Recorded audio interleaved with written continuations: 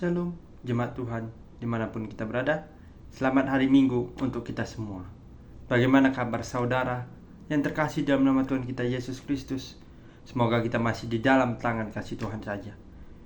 Pemberitaan firman Tuhan kita pada hari Minggu ini dalam memasuki minggu pertama Prapaskah, terambil dari Lukas 17 ayat yang ke-11 sampai dengan 19. Lukas 17 ayat yang ke-11 sampai dengan 19 dengan judul perikop ke-10 orang kusta. Demikian firman Tuhan. Dalam perjalanannya ke Yerusalem, Yesus menyusur perbatasan Samaria dari Galilea. Ketika ia memasuki suatu desa, datanglah 10 orang kusta menemui dia. Mereka tinggal berdiri agak jauh dan berteriak, "Yesus, Guru, kasihanilah kami." Lalu ia memandang mereka dan berkata, "Pergilah, perlihatkanlah dirimu kepada imam-imam." Dan sebentar mereka di tengah jalan, mereka menjadi tahir.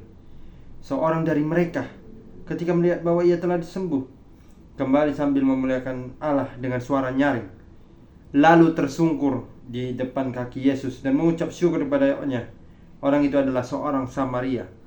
Lalu Yesus berkata, "Bukankah ke-10 orang tadi semuanya telah menjadi tahir? Di manakah yang 9 orang itu? Tidak adakah di antara mereka yang kembali untuk memuliakan Allah selain daripada orang asing ini?" Lalu ia berkata kepada orang itu, "Berdirilah dan pergilah. Imanmu telah menyelamatkan engkau." Sejauh ini pemberitaan firman Tuhan. Berbahagialah orang yang mau melaksanakan, mempraktekkan, dan mau mendengarkan firman ini dalam kehidupannya sehari-hari. Haleluya. Sekali lagi saya menyapa kepada kita semua. Shalom dan selamat hari Minggu untuk kita semua. Kita saat ini memasuki yang namanya Minggu Prapaskah yang pertama. Kita akan merefleksikan, kita akan memaknai minggu-minggu dalam memasuki nantinya Paskah. Sebelum Paskah itu ada Paskah, Jumat Agung, dan sebagainya. Dalam pemberitaan firman Tuhan kita pada hari ini, hari Minggu Paskah pertama ini, yakni adalah berseru kepada Yesus, memohon pertolongannya. Sekali lagi, berseru kepada Yesus, memohon pertolongannya. Bapak Ibu Saudara yang terkasih, kali ini kita berbicara tentang ke-10 orang kusta. Kita tahu bahwasanya ini adalah perjalanan Yesus sebelum dia akan diadili, dihakimi, dibentak, dicaci maki oleh banyak-banyak orang. Oleh karena dia adalah bukan Yesus, tetapi dia adalah orang yang paling berdosa. Dan dia bukan adalah seorang raja, tetapi dia adalah seorang manusia yang mengaku-ngaku sebagai Yesus itu sendiri.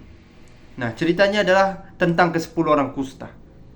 Bapak Ibu Saudara yang terkasih, kalau kita diperhadapkan, kalau kita sebagai yang namanya orang yang mengalami sakit, kita larinya kemana? Kalau kita mengalami sakit, pastinya datang ke dokter dong. Kalau kita mengalami sakit yang luar biasa, pasti kita datang ke dokter.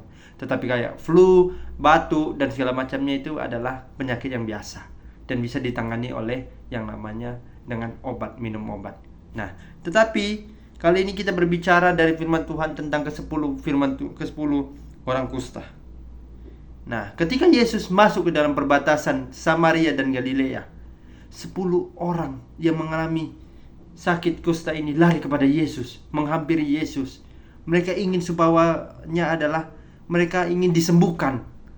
Mereka ingin supaya mereka itu bisa lahir kembali, mereka bisa tahir, mereka bisa menjadikan diri mereka sebagai orang yang benar-benar taat dan melayani, mau menyembah nama Tuhan saja. Sesuai dengan tema kita Bapak Ibu Saudara, yaitu adalah berseru kepada Yesus, memohon pertolongannya. Nah, karena ini adalah kisah yang mungkin kita sudah sering sekali menjumpai, mendengarkan kisah ini. Mengapa? Pertanyaannya adalah, mengapa Yesus menggambarkan 10 orang kusta ini? Karena ini adalah bukti nyata bagaimana kita sebagai seorang iman yang memiliki iman Kristen, ketika kita mengalami yang namanya sakit, penderitaan, dan sebagainya, kita lari ke siapa? Kalau bukan kepada Tuhan. Kalau ada orang yang memiliki penyakit yang tidak wajar, dia mengalami penderitaan dan sebagainya, dan tidak lari kepada Tuhan, apakah itu manusia yang beriman atau tidak? Tetapi saya percaya maupun dia adalah orang yang beriman maupun dia adalah orang yang tidak beriman, tetapi percayalah, itu hanyalah sebagai suatu gambaran agar kita itu supaya percaya kepada Tuhan saja. Nah, ketika Yesus menyembuhkan ke-10 orang kusta ini, siapakah orang yang lari kembali kepada Yesus? Yaitu adalah orang Samaria. Mengapa 9 orang ini ditanyakan Tuhan kan di dalam ayat 17 adalah, bukankah ke-10 orang tadi semuanya telah menjadi tahir? Di manakah yang 9 itu, orang itu? Disambung lagi dalam ayat 18. Tidak adakah di antara mereka yang kembali untuk memuliakan Allah selain daripada orang asing ini? Nah, oleh sebab itulah ketika orang Samaria ini kembali ke Yesus, Yesus menyadari bahwasannya ketika dia sudah disembuhkan, dia bukan lari, dia bukan melarikan diri, bukan mencari yang namanya dan memberitakan bahwasannya dia sembuh, bukan. Tetapi dia lari untuk sementara waktu dan terus kemudian dia lari kepada Yesus sendiri. Itu adalah namanya berseru kepada Yesus, memohon pertolongannya. Sedangkan 9 orang itu kemana? 9 orang itu ketika Yesus menyuruh mereka untuk pergi dan mereka menjadi tahir, mereka itu tidak berterima kasih kepada Yesus.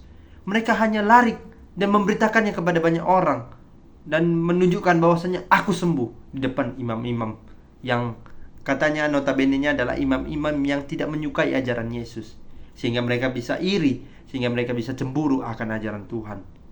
Nah, dari ke-10 orang ini, satu orang yang Samaria ini yang mengalami tadinya sakit kusta dan sekarang sudah menjadi tahir.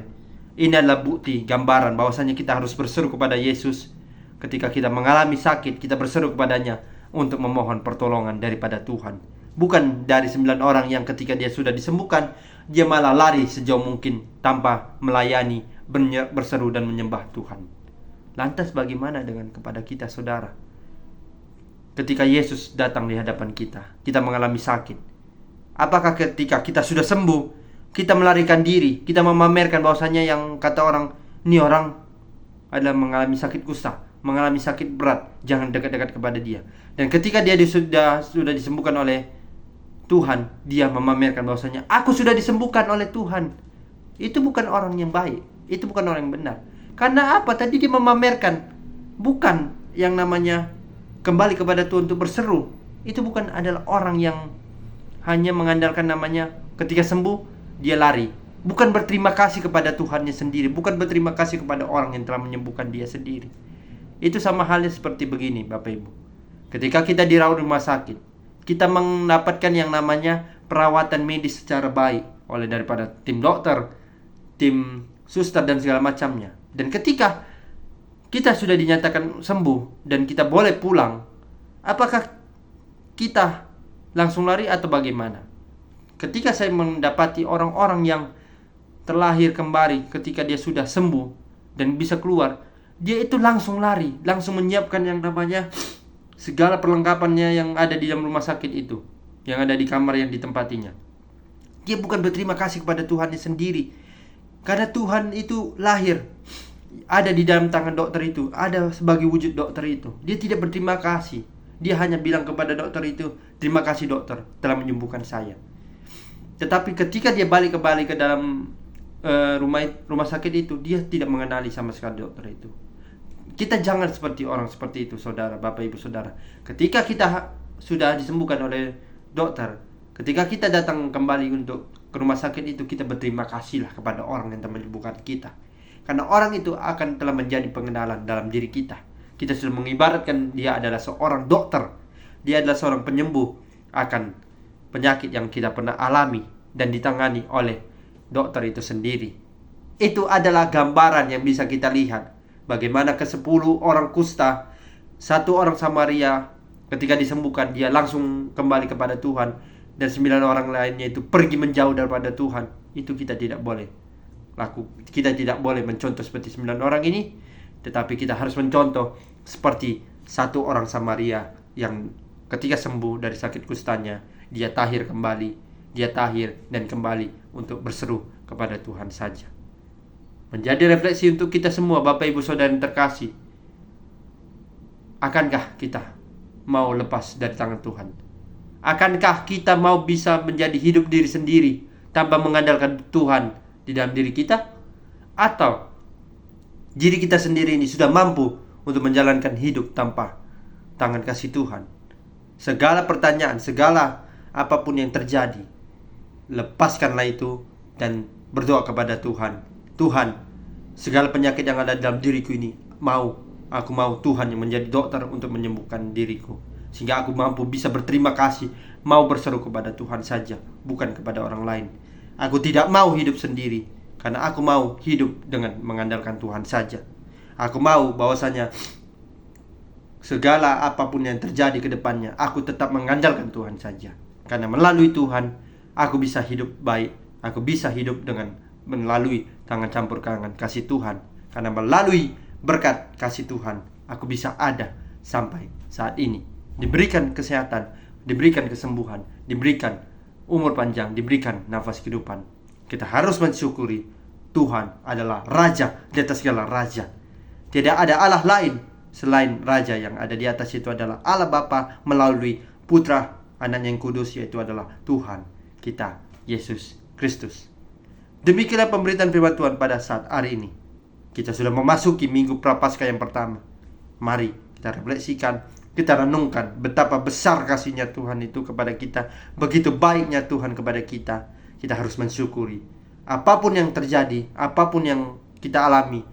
Kalau kita mengandalkan Tuhan, Tuhan akan senantiasa selalu menemani kita, memberkati kita, dan terutamanya adalah tetap memberikan berkat kasih-Nya daripada Tuhan untuk kita sebagai manusia yang beriman dan manusia yang taat kepada perintah Tuhan saja. Amin. Tuhan Yesus memberkati.